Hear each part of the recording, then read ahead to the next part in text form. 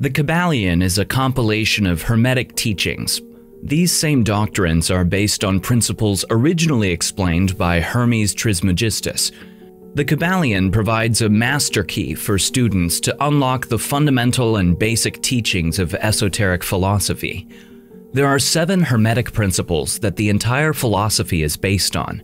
Together, these 7 principles constitute an explanation of the fundamental laws that apply to all of creation.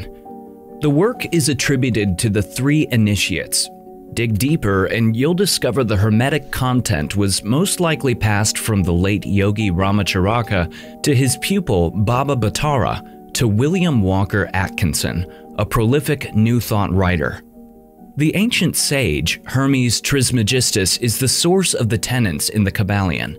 Jewish tradition claims that Trismegistus was also a contemporary of the patriarch Abraham. As a result, his teachings on Hermeticism and Hermetic laws date to over 5,000 years ago. Even while he was still alive, his wisdom reached across continents. The earliest Egyptians named him the scribe of the gods. He was deified by the Greeks as the god of wisdom. The ancient Romans named him Mercury. Hermes discovered alchemy, which developed into chemistry. He created the concept of astrology, which became astronomy. For his wisdom, he is known as the Master of Masters. The Kybalion is premised on the theory that there is an intelligent, thinking substance that pervades all space and time. By coming into harmony with this intelligent stuff, you can, to a large extent, control what you manifest in your life.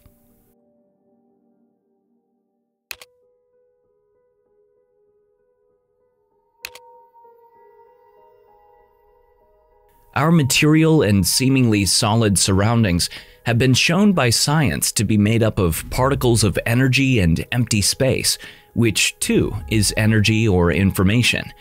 Even our bodies are comprised of these particles of energy, yet all appear and feel seemingly solid. Perhaps the solidity and tangibility of reality is merely our interpretation of the information that we receive through our 5 senses, fooling our consciousness into believing our world is as we perceive it, when really it's our interpretation of the information. Perhaps we are each mind consciousness within a sea of energy and information, living in a sort of manifested dream. Your experience of your life is still valid and meaningful, of course. Potentially with this knowledge, we can realize the extent to which our mental processes create our experiences, empowering us to create the life we desire. Another aspect of the Hermetic principle of mentalism is the extent to which our own perceptions, beliefs, and attitudes color our experience of reality. One person may perceive a rainy day as terrible because they're unable to enjoy a country walk, and another person perceives rain as great for watering the plants. 2 people will perceive a painting differently, an event, a book, a view out of a window, even the meaning of a word. Therefore, the programming of the mind alters reality for each of us. Perhaps trying to find the objective truth in what we perceive might help.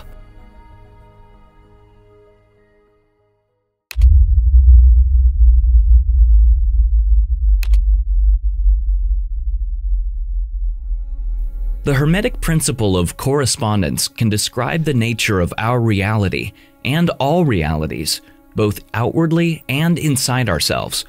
We draw from this that the laws of our reality are the same no matter what plane of existence we're in. As above, so below, in all layers of existence. For example, the law of free will, that all beings, no matter the dimension, density, or universe, all have free will. We have free will to choose and manifest. Therefore, we're not merely a set of automatons controlled by any higher power. As above, so below, with regards to the law of attraction, as in, we each manifest our personal and, together, our collective reality. We see the same patterns in reality on all levels. The macro is created very much like the micro. The very large looks similar to the very small. It's a formula for creating all that there is, For example, a solar system looks very much like an atom. A helix nebula looks like an eye. A galaxy looks like a hurricane. And the Fibonacci sequence can be seen in many areas of life. What about our personal reality? Rather than as above, so below, we can say as within, so without. That which is within each of us is reflected on the outside. This ties in very nicely with the Hermetic principle of mentalism. Your reality is how you've manifested it all along. Everything on the outside corresponds with your inner world. Reality is also rather subjective and subject to our own perceptions and points of view, creating our reality in various ways. For example, if we have developed a distrust of people due to unfavorable past experiences, then our outer world will be filled with untrustworthy people. The next person's inner world is full of trust, therefore their outer world seems to be filled with trustworthy people. Therefore, you can work on your inner world to improve your outer world. Question your perceptions, beliefs, and programming, and perform healing. As above, so below, and as within, so without. This pattern is present on all levels.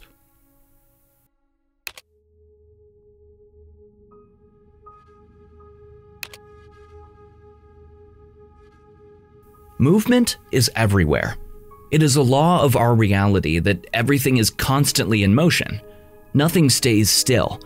Tesla was quoted as saying, "If you wish to understand the universe, think in terms of energy, frequency, and vibration." The principle of vibration also applies to us and our own energies and emotions. Our reality also manifests according to our vibration.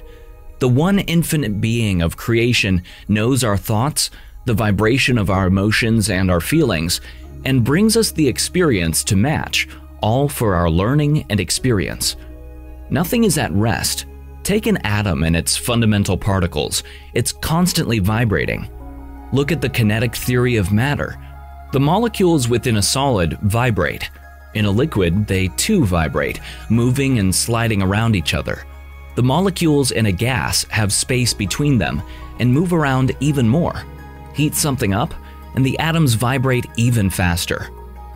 Entropy describes how, given time, everything declines gradually into disorder through movement. A statue, for example, will eventually wear away into dust. An abandoned city will ultimately return to nature.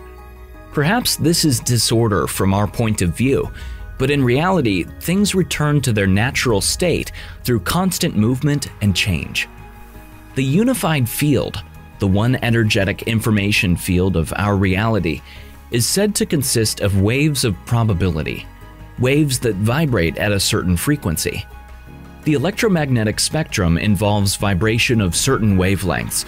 Some we can perceive, for example, visible light, and others we can't, such as UV light and radio waves. Regarding our emotions and our own vibrational state, the Kybalion says, "They teach that all manifestation of thought, emotion, reason, will or desire, or any mental state or condition, are accompanied by vibrations, a portion of which are thrown off, and which tend to affect the minds of other persons by induction. This is the principle which produces the phenomena of telepathy, mental influence, and other forms of the action and power of mind over mind."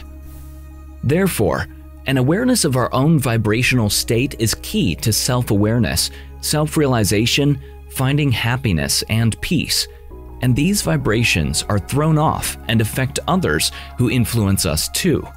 In being aware of our own vibration, we can attempt to stabilize or tune it to the desired frequency for an optimal experience.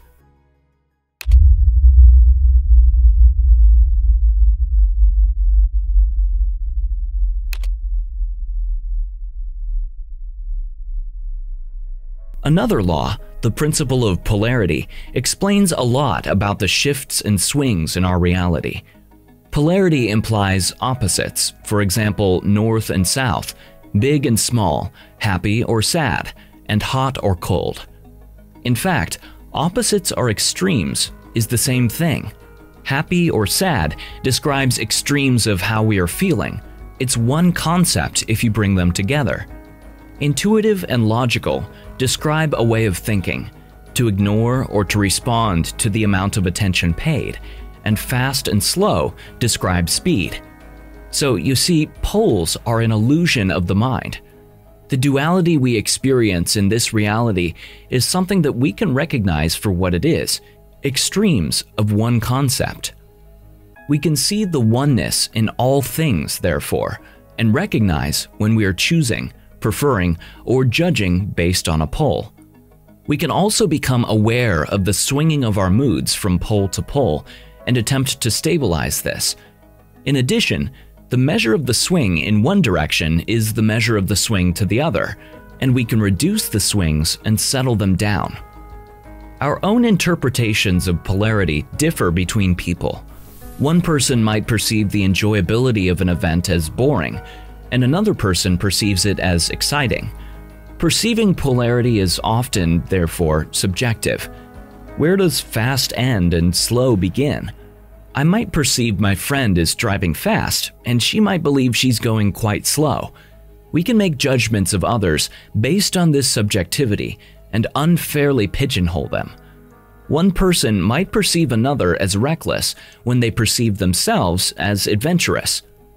The Kybalion states that all paradoxes may be reconciled, so we can't speak in absolutes nor make assumptions. We can attempt to combine our perceptions of poles and polarity on our journey towards oneness. By being aware of polarity, it's possible to choose a pole. That's definitely fine to do. I choose to be kind rather than unkind. Awareness of our emotions is also key, and when we're swinging between them, working on settling on contentment perhaps and changing our vibration in this way. The Kybalion states that it is possible to change the vibrations of hate into the vibrations of love in one's own mind and in the minds of others.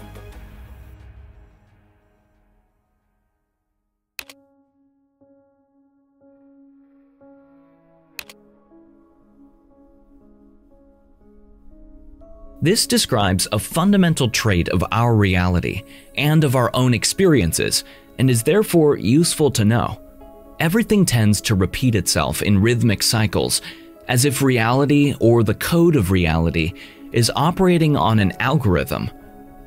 If our reality is one infinite being that we are all part of, it may be creating repeating rhythmic cycles with variation for all beings to experience, and therefore itself to experience. Then, the one infinite being or creation can experience every variation of every event and circumstance possible. Examples are as follows. Civilizations rise and fall, as do world powers and governments. Then there are weather cycles, the seasons, lunar cycles, day and night, the tides, and birth and death. Rhythmic cycles repeat within the parameters of the laws of this reality, but with variation, like the principle of polarity. We have rhythms of the poles like rainy and sunny, economic growth and decline. Our moods seem to not only swing from pole to pole, but do so with rhythm.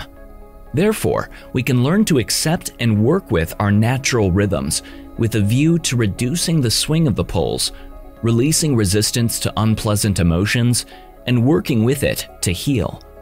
Take comfort that due to the Hermetic principle of rhythm, bad times will end and good times will begin. Without the bad times, we wouldn't know how to appreciate the good times anyway. Fashion trends, political opinion, action, and inaction are more examples of rhythmic cycles. We need not believe we will always be poor or always be lonely. So when applying the principle of rhythm to the mental states of people, we can learn to use them rather than be used by them. For example, when feeling active and motivated, we can use this time to create. When we inevitably feel tired and worn out, instead of pushing ourselves on, we can accept this feeling and take time to recharge. By amending our lives to take advantage of these natural rhythms and not fighting them, we release much resistance.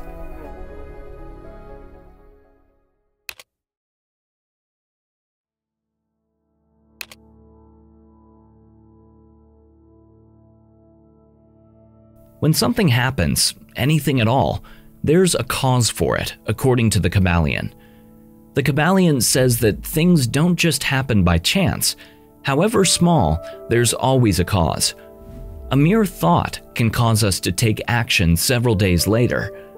A tree grows better because the land is fertilized by rotting leaves blown from another tree. I chose blue curtains instead of green because I saw a picture of some curtains in a magazine 3 years ago, which I don't consciously remember, but it had an effect on me. Even when you roll dice, it falls on a certain number because you picked it up and threw it a certain way. It started off on certain other numbers. The surface friction of the table and the bounce all factored in and made it land a certain way up. Even tiny things, tiny causes, create effects, such as smiling at someone. You could change their day and how they feel, resulting in them taking a completely different set of actions. Circumstances and events attract us due to our beliefs and the vibration we're holding. This causes all manner of effects in our reality. We can have better control over our reality by perceiving ourselves as a causer rather than being at the mercy of effects. This eliminates bad luck and a sense of futility that what we're doing will have no effect. It will. It always does. So do some causing. The Kybalion tells us that they, masters, help to play the game of life instead of being played and moved about by other wills and environment. So we need not be at the mercy of those with stronger wills and positions of power, nor be swept along by circumstances. We can put up boundaries, stop things if necessary, or take action.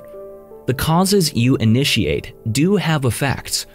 Also, becoming aware of the Hermetic principle of cause and effect, we can decide not to be affected by others' moods, unfair opinions and actions, limiting beliefs, time and stress pressures, and we understand that there are causes for how we feel.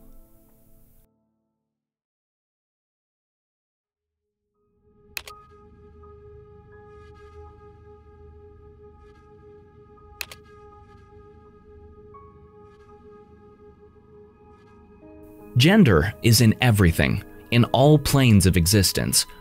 We're not just talking about sex here, and when I speak about the masculine, I'm talking about masculine energies, and about the feminine, I'm talking about feminine energies. The masculine and feminine energies catalyze each other, always generating and regenerating, not only in reproduction, but the energies are required in the creation of movement, actions, and the vibrations of everything. We see every Hermetic principle of the Kybalion coming together. Every biological male has feminine elements, and every biological female has masculine elements, each to varying degrees. On the level of mind, the Hermetic principle of gender can apply thusly. The masculine can represent reason, logic, analytical thought, drive, power, and will. The feminine can represent creativity, intuition, imagination, feeling, emotion, empathy, and nurturing. In addition, the logical left brain is characterized by masculine energies, and the intuitive, creative right brain, the feminine energy. Now, we all have both a left brain and a right brain, but rely on each to varying degrees.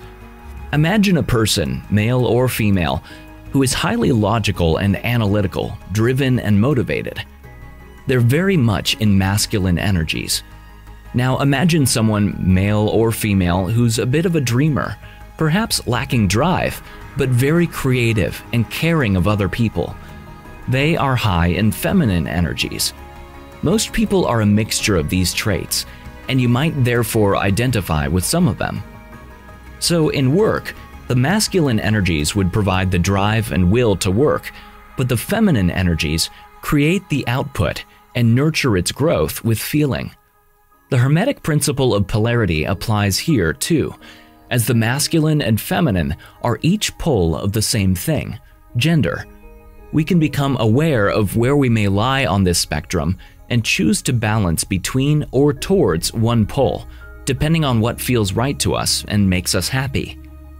Recognizing these energies in other people and seeing their own personal balance helps us to understand them. An architect, for example, is a good balance of the masculine and feminine in work because they need creativity to create designs and emotions to make them beautiful and inspiring. Yet, an analytical and logical mind is necessary to plan and structure the designs and do the math. Socially, one might seem rather cold if relying on logic with little emotion, but this is not required to become a great mathematician. No two beings are the same, but we can become aware of the Hermetic principle of gender, enhancing our perception of ourselves and reality, and creating better social and organizational systems with both the masculine and feminine touch intertwined.